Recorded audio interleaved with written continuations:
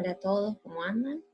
Mi nombre es Gabriela Gregori, soy docente en la Cátedra de Costos para la Toma de Decisiones y hoy vamos a desarrollar el trabajo práctico base de materiales y materias primas.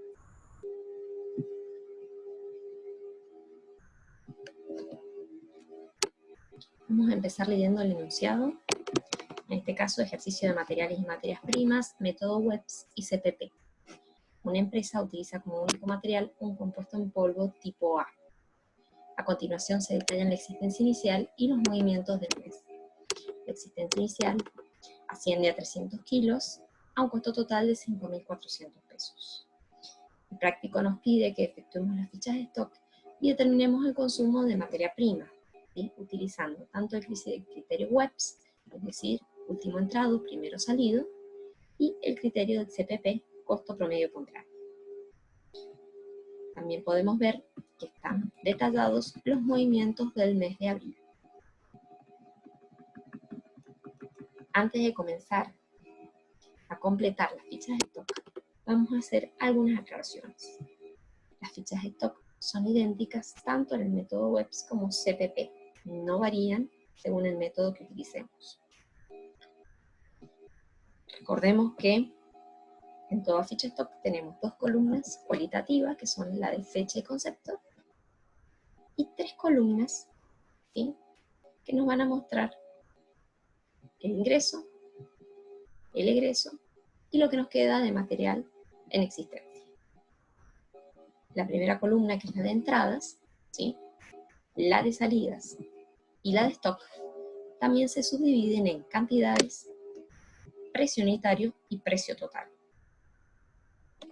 Dentro de la columna de entradas tenemos que tener en cuenta que vamos a anotar tanto las compras a proveedores como también toda devolución que hagamos de materiales a estos proveedores.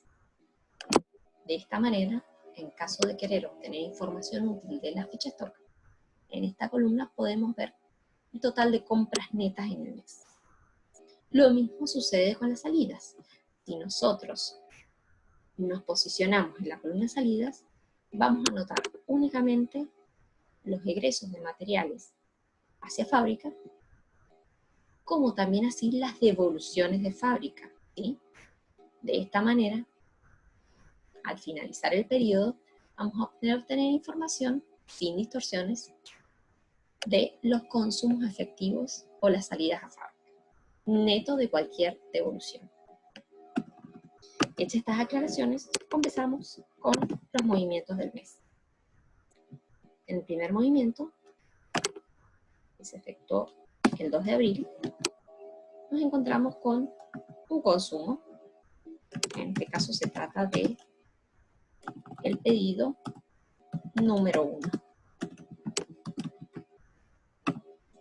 Si se trata de un consumo, es una salida a fábrica, por lo tanto, vamos a anotarlo en la columna de salidas. La salida es por 120 kilos y a los efectos de valorizar la salida debemos usar el valor que corresponde según el método de las unidades que tengo en existencia.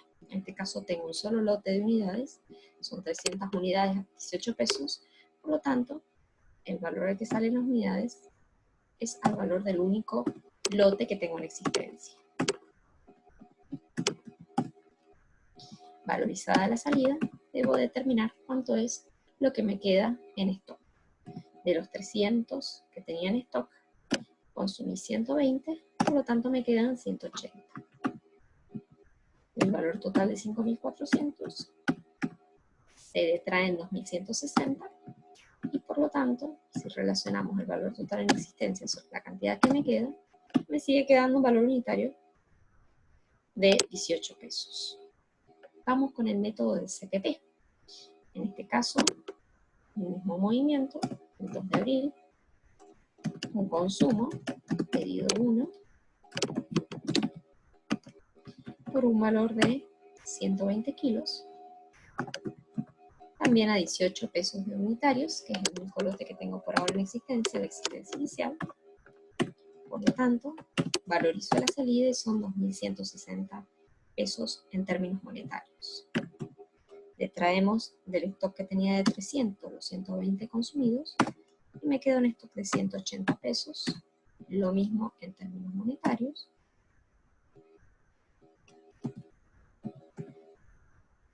Y relacionando el valor en términos monetarios con las unidades me da el valor unitario. Hasta ahí tenemos el primer movimiento, que en ambos métodos es exactamente igual, ¿sí? No difiere. Veamos el próximo movimiento, así empezamos a ver algunas diferencias. El segundo movimiento es el 8 de abril, que obedece a una compra. Compra según la orden de compra número 5, es un ingreso, ¿sí? Por lo tanto va en la columna de entradas, son 150 unidades a un valor unitario de 20 pesos. Totaliza un valor de 3.000 pesos de compra. Recordemos que tanto en el método WEBS como en el método PEPS, en la columna stock, los materiales se deben ir anotando según el orden en el que ingresaron, desde el más antiguo hacia el más nuevo, ¿sí? Por lo tanto, en primer lugar, vamos a anotar el stock anterior, en este caso 180, y luego anotamos el nuevo ingreso, que son los 150 kilos, al nuevo valor unitario. Por lo tanto, si nos fijamos, vamos a tener el lote inicial de 180 a 18 pesos cada unidad y un nuevo lote de 150 kilos a 20 pesos cada kilo, ¿sí? Vamos con el CPP. ¿Qué pasa en el caso de las compras en el CPP? Volvemos a anotar los datos relacionados a la descripción de la operación. El 8 de abril una compra, con la orden de compra número 5, es un ingreso, va en la columna de entradas, anotamos los 150 kilos a un valor unitario de 20 pesos, lo que nos totaliza un valor total de 3.000 pesos, ¿sí? En el costo promedio ponderado, a diferencia de los otros dos métodos que mencionamos recién, no separamos los lotes de acuerdo con su valor, sino que poseemos un único lote a un valor único, que es lo que denominamos costo promedio ponderado. El costo promedio ponderado surge de ponderar, o sea, de relacionar los valores totales de las unidades en existencia más las unidades adquiridas con las cantidades en existencia más las unidades adquiridas, ¿sí? Por eso hablamos de un costo ponderado, tanto de valores como de unidades, ¿sí? Sumamos entonces el valor total de los materiales en existencia más el valor de las unidades adquiridas. Y sumamos las cantidades en existencia más las cantidades incorporadas. Si dividimos el valor total en términos monetarios sobre el valor total de las unidades que quedan actualmente en existencia, obtenemos el costo promedio ponderado. Fíjense que acá ya empiezan a aparecer las diferencias entre los métodos, ¿sí? Vamos con la operación que sigue. En este caso se trata de un consumo, el 10 de abril, pedido número 2, por 80 kilos. ¿Sí? Anotamos los datos de la operación, el día 10 de abril, consumo pedido 2. Si hablamos de consumos, hablamos de salidas, por lo tanto vamos a la columna de salida. Y el consumo ascendió a 80 kilos. ¿Bien?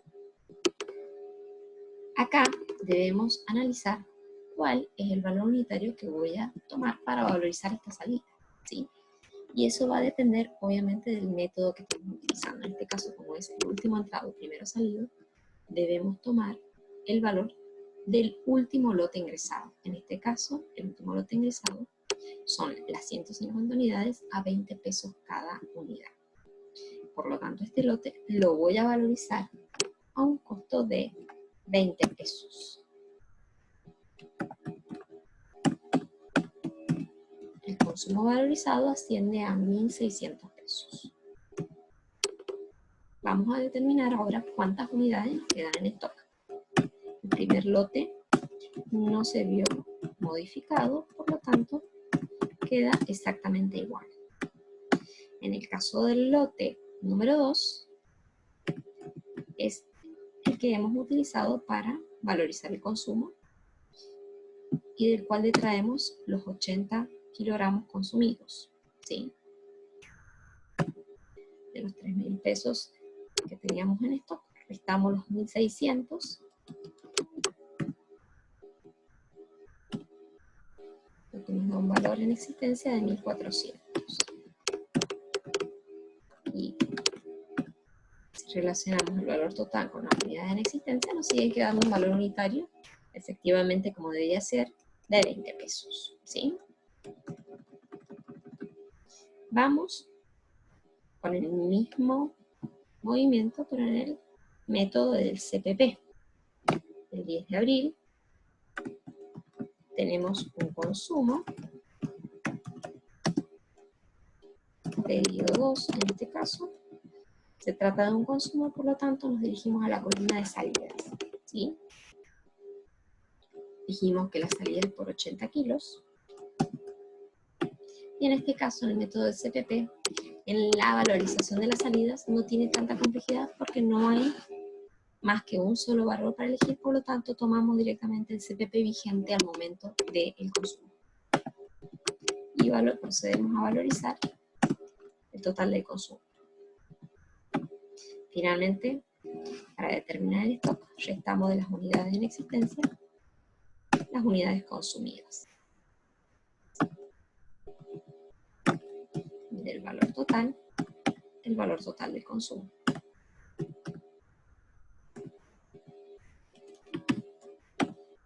Relacionando el valor total en existencia sobre la cantidad de unidades, nos sigue quedando el mismo costo promedio ponderado. ¿Por qué no se afectó? Porque solamente varía en los casos en que realizamos nuevas incorporaciones, ¿sí? A nuevos valores, y por lo tanto varía el nuevo costo promedio ponderado. Al momento de efectuar valorizaciones de consumo, se ve inalterado el costo, ¿sí? Vamos a seguir con la referencia a continuación. El día 13 de abril. El día 13 de abril tenemos una devolución de compra. En este caso, la devolución de compra obedece a la orden de compra número 5, ¿sí? ¿Qué hayamos dicho respecto de las compras? Si bien la devolución de compra implica una salida del almacén porque se la estamos devolviendo al proveedor, a los efectos de evitar distorsiones en la información, la devolución de compra yo también la debo anotar en la misma columna que anoté la compra original, pero restando, porque va a disminuir la cantidad en existencia, ¿sí? Entonces, vamos con el signo negativo. La devolución es por 20 kilos, ¿sí? Se trata de la orden de compra número 5, ¿sí? Tenemos unidades suficientes de la orden de compra número 5 todavía en existencia, ¿sí? Por lo tanto, la valorizamos a un valor de 20 pesos. Y el valor total de la devolución asciende a 400 pesos, ¿sí? Acá sí tengamos cuidado al momento de registrar el stock, porque si bien está anotado en la columna de entrada, va con signo negativo, por lo tanto lo debemos restar en la columna de stock. El primer lote se mantiene inalterado y debemos restar del segundo lote la devolución al proveedor.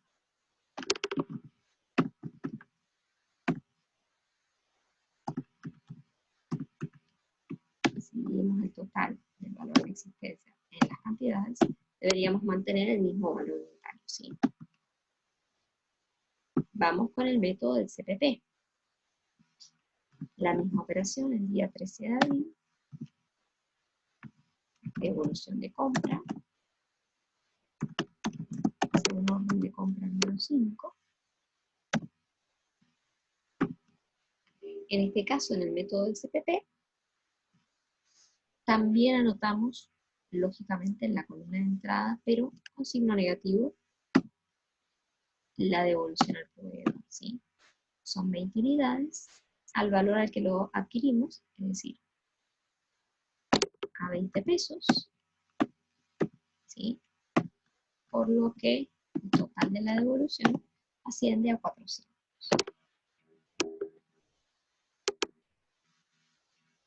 Fíjense que el valor que nosotros tenemos registrado en la mercadería en stock al momento de devolver, ¿sí?, es diferente del valor al que adquirimos la mercadería. Por lo tanto, cualquier diferencia, ¿sí?, entre el valor que nosotros tenemos a nivel contable con la nota de crédito que nos efectúe el proveedor, se reconoce a nivel contable como un resultado por tenencia, ¿sí?, que no lo registramos acá en la ficha. Bien. Vamos a la columna de stock para determinar, luego de la devolución al proveedor, cuántas unidades nos quedan en existencia. De las 250 unidades que teníamos, restamos las 20 y nos quedan 230 unidades. ¿Sí? La misma cantidad que nos quedan con el método del WEPS. ¿Sí? De los 4.727,27 que teníamos en valores monetarios, restamos los 400. ¿Sí? Y finalmente determinamos un nuevo costo promedio ponderado, ¿sí?, de relacionar el costo promedio ponderado anterior con el valor, ¿sí?, de las unidades que devolvemos, ¿sí?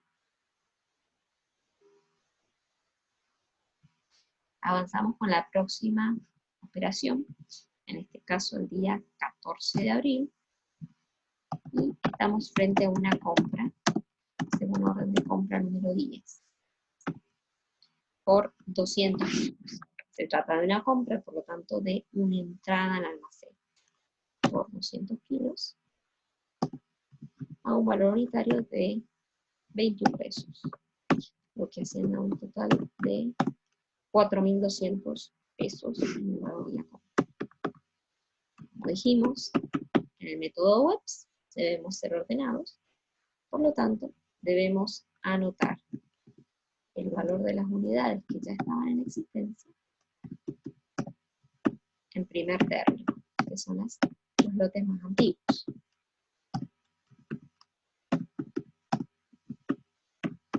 Y luego procedemos a anotar el nuevo lote, que es el último.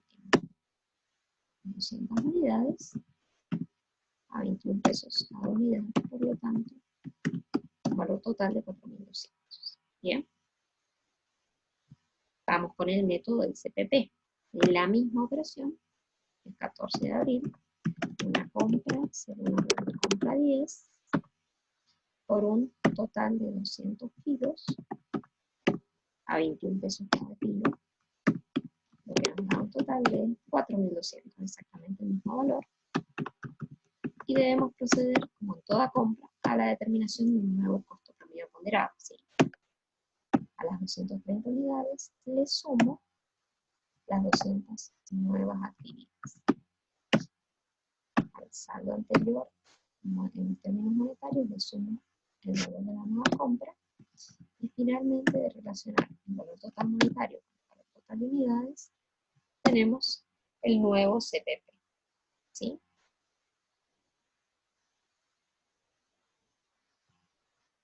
Nos desplazamos ahora hacia el día 21.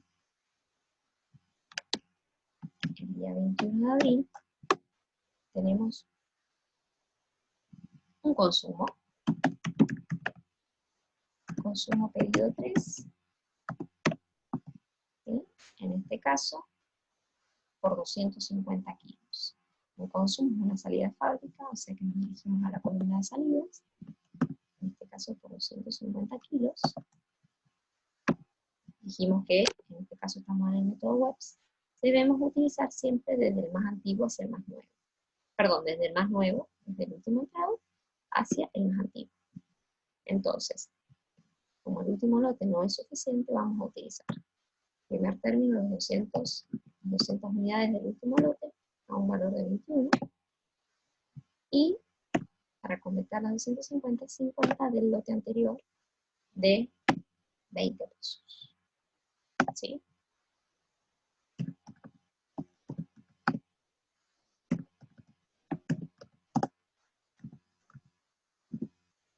Una vez anotados los consumos, debemos determinar cuánto nos queda en el stock. Si hemos consumido estas 200 y estas 50, por lo tanto solamente nos quedan las 180 iniciales.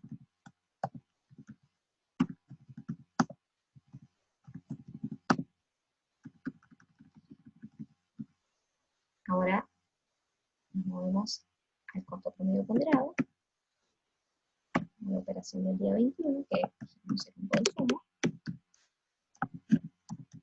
consumo dividido 3,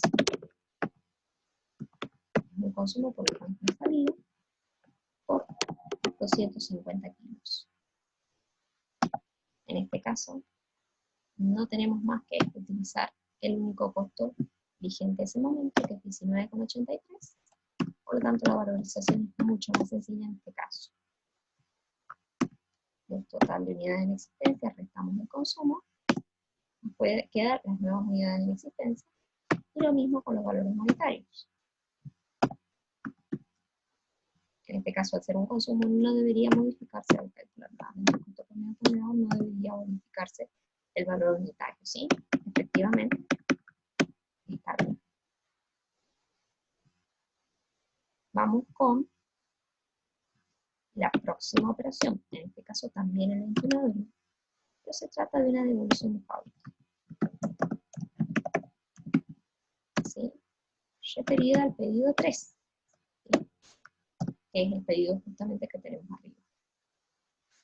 En este caso, vamos a devolver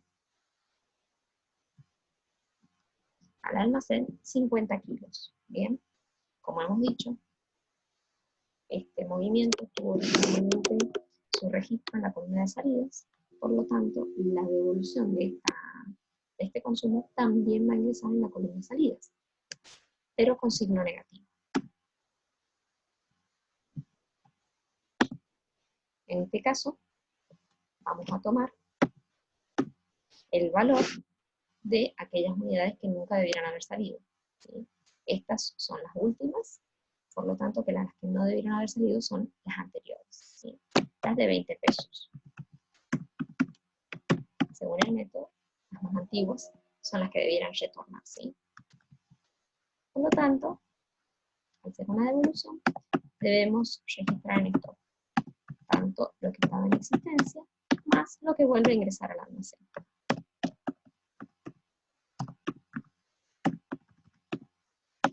Hay que tener mucho cuidado con el tema de las devoluciones, y porque al tener el signo invertido podemos confundir al momento de determinar el stock, ¿sí?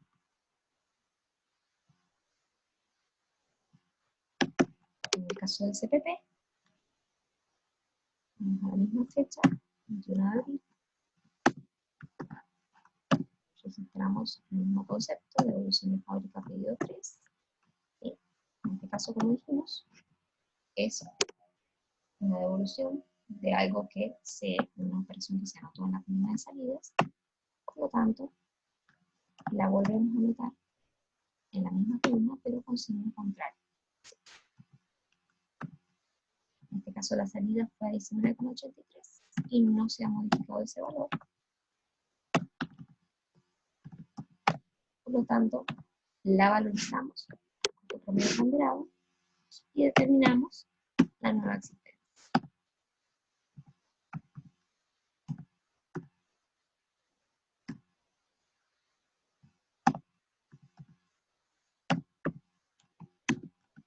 ¿Sí? Fíjense que tampoco se ha modificado en este caso el valor unitario. Y vamos con el último movimiento, ¿sí? El último movimiento corresponde a un faltante el día 30 de abril. Faltante de stock por 10 kilos, ¿sí? El faltante de stock se determina al momento de realizar los inventarios. Toda empresa en cierre de inventario debe determinar la cantidad real de existencia en almacenes efectúa el conteo de todos los materiales, ¿sí?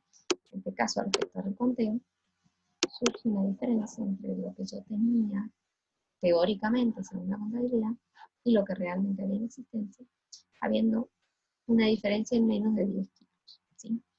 Estos faltantes se consideran pérdidas extraordinarias.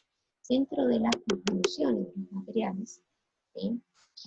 Es decir, las mermas, podemos encontrarnos con mermas normales, mermas anormales y pérdidas extraordinarias.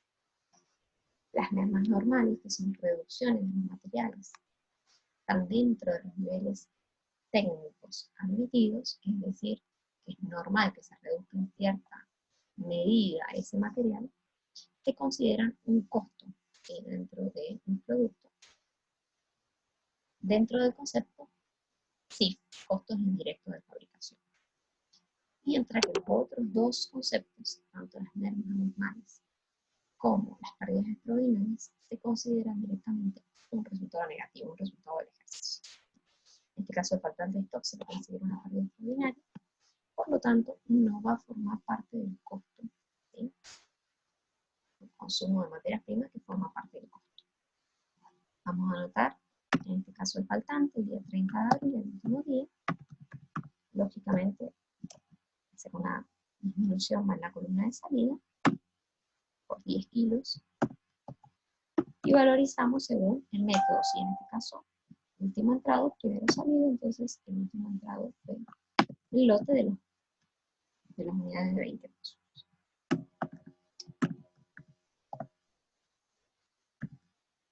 Por lo tanto, nos queda un stock de 180 iniciales.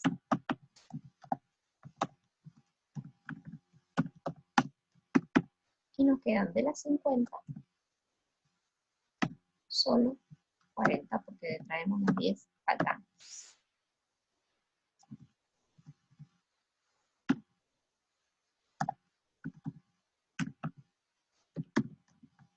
¿Sí?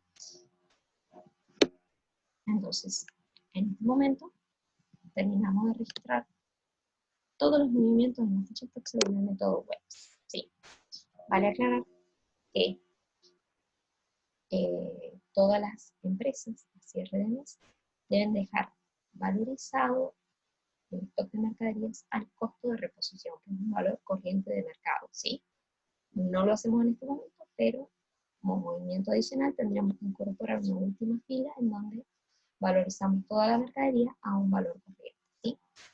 Vamos con el último movimiento en el CPP, el faltante de stock. También lo anotamos en la columna salida porque es una reducción. El valor que utilizamos, como sabemos, es el único que tenemos en la ficha, el costo promedio ponderado, y valorizamos la salida. Acá tenemos un único stock, un único lote, o sea que de los 230 restamos 10 de merma y le traemos esa disminución. Dividimos el total monetario en el total de unidades y nos sigue quedando el mismo costo promedio ponderado. Hemos terminado de completar todos los movimientos de la ficha stock. Nos resta únicamente determinar cuál es el valor del consumo de materiales que formará parte del costo de nuestro producto elaborado, ¿sí? En caso del WEPS, ¿de dónde obtenemos el valor del consumo? Lógicamente de la columna salidas. La columna salidas nos va a mostrar el valor total del consumo neto de las devoluciones a fábrica, ¿sí?